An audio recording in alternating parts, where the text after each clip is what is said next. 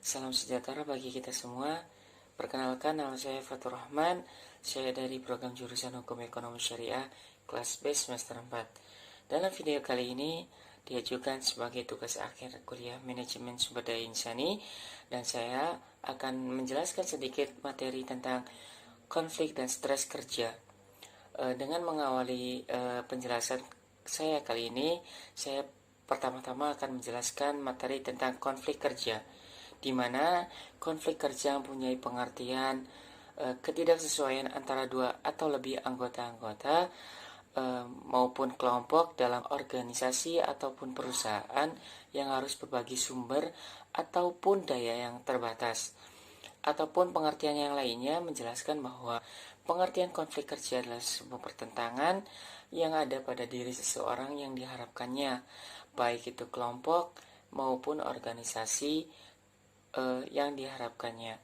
Kemudian, ataupun karena kenyataan bahwa mereka memiliki perbedaan atau status, tujuan, nilai, atau persepsi yang lainnya. Kemudian ada bentuk konflik kerja. Dalam konflik kerja mempunyai 3 bentuk.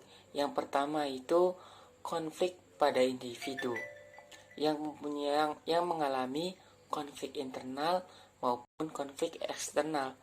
Kemudian yang kedua adalah penyebab.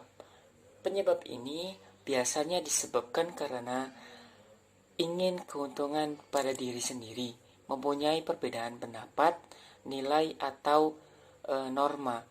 Kemudian akibat. Akibat biasanya mempunyai konflik yang bersifat baik ataupun yang buruk.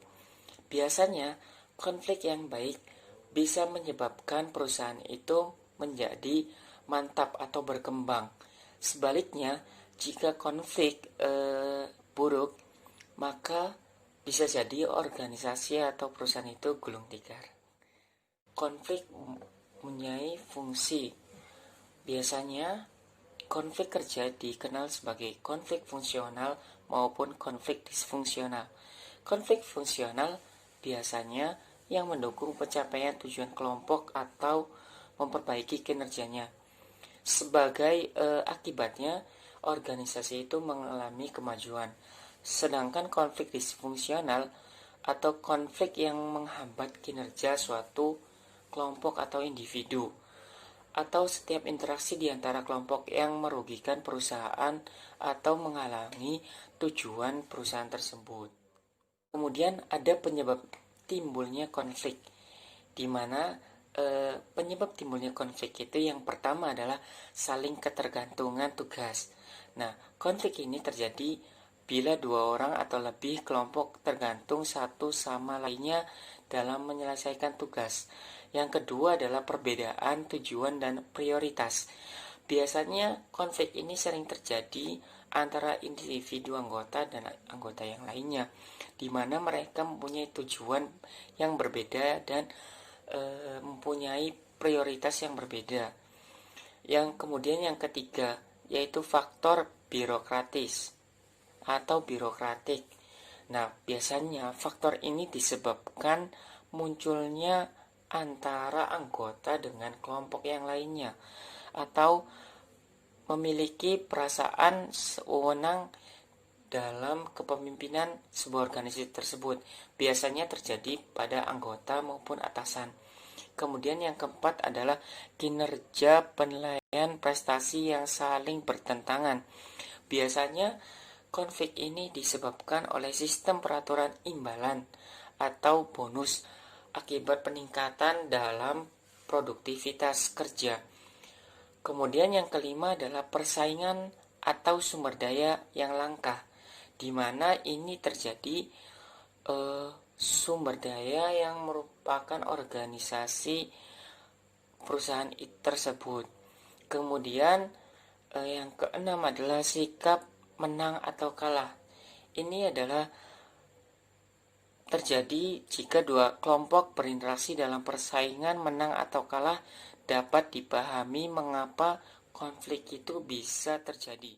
Kemudian adalah metode mengelola konflik. di mana biasanya mengelola konflik itu bisa sulit maupun mudah. Dikarenakan mengelola konflik adalah seperti mengelola diri sendiri ataupun mengelola kelompok yang lainnya, di mana konflik ini harus kita hadapi dengan yang pertama adalah menghindari. Menghindari konflik adalah suatu pertimbangan yang sangat baik. Akibatnya adalah kita bisa mengelola konflik dengan baik. Yang kedua adalah mempersatukan antara permasalahan yang lain dan masalah yang lainnya juga. Akibatnya kita bisa berdamai dengan suatu kelompok yang lain. Kemudian bisa dengan pemecahan permasalahan. Pemecahan permasalahan dalam suatu konflik sangat dibutuhkan. Nah, dalam suatu terjadinya konflik, maka suatu permasalahan tersebut harus disesuaikan dengan sesuatu yang baik jalannya dan berakibat pada suatu hasil yang positif. Kemudian teman-teman, kita beralih ke materi stres kerja, di mana pengertian stres kerja adalah suatu kondisi ketegangan yang menciptakan adanya ketidakseimbangan fisik dan psikis. Biasanya stres ini menyerang pada orang-orang yang gila ya, tapi bukan. Ini adalah sebuah stres di mana seseorang bisa mengalami semuanya, seperti yang mempengaruhi emosi, proses berpikir, maupun kondisi seseorang pribadi atau karyawan yang sedang bekerja. Maka dari itu ada beberapa pendekatan stres kerja. Yang pertama itu pendekatan individu. Yang pertama, pendekatan individu ini meningkatkan keimanan seseorang. Ini adalah fase di mana seseorang itu diuji keimanannya. Nah, yang kedua adalah melakukan mediasi atau pernapasan. Meditasi atau dalam bahasa gaulnya itu menenangkan diri, seperti tarik nafas gitu.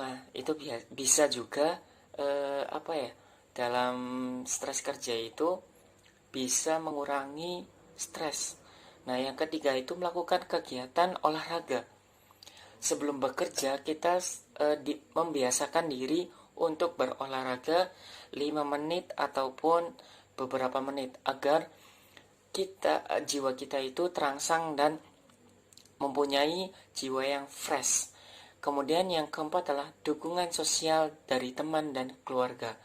Nah, ini adalah sesuatu yang sangat penting. Jadi ketika kita memperoleh dukungan dari teman dekat atau keluarga, pasangan, itu membuat kita semakin produktif dalam bekerja dan menghilangkan stres dalam bekerja. Kemudian yang kelima adalah menghindari kebiasaan rutin yang membosankan. Menghindari rutin yang membosankan seperti apa sih? Seperti tidak bisa meninggalkan suatu rutinitas dalam bekerja.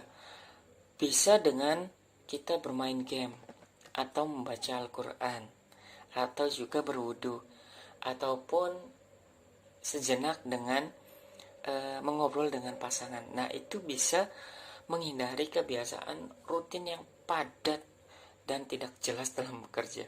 Bukan tidak jelas, tetapi supaya kita itu fresh dalam mengerjakan sesuatu ya. Kemudian ada pendekatan perusahaan. Pendekatan perusahaan yang pertama melakukan perbaikan iklim organisasi. Apa sih? Melakukan pendekatan pada anggota karyawannya. Kemudian yang kedua adalah melakukan perbaikan terhadap lingkungan fisik. Melakukan perbaikan lingkungan fisik adalah memperbaiki antara anggota yang lain dan anggota yang lainnya juga. Kemudian yang ketiga, menyediakan sarana fasilitas yang baik agar karyawan tersebut tidak merasa bosan. Kemudian yang keempat adalah melakukan analisis dan kejelasan tugas terhadap karyawannya. Kemudian yang kelima, melakukan berpartisipasi dalam proses pengambilan keputusan, sehingga perusahaan juga bisa mengelola karyawannya dengan manajemen yang baik. Kemudian yang keenam adalah melakukan restrukturisasi tugas terhadap karyawannya, sehingga karyawan tidak merasa bosan terhadap tugas yang diembannya. Nah teman-teman, itu adalah sedikit penjelasan mengenai materi konflik dan stres kerja. Apabila ada salah kata maupun penjelasan yang kurang dapat dimengerti, mohon maaf dan terima kasih telah menonton video ini. Wabillahi taufiq wal hidayah. Wassalamualaikum warahmatullahi wabarakatuh. GGMU.